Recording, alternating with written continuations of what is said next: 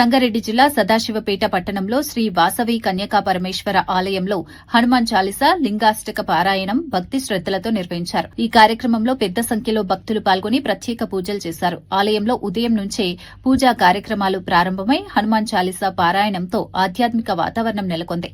అనంతరం లింగాష్టక పారాయణం నిర్వహించగా భక్తులు భక్తిభావంతో పాల్గొన్నారు.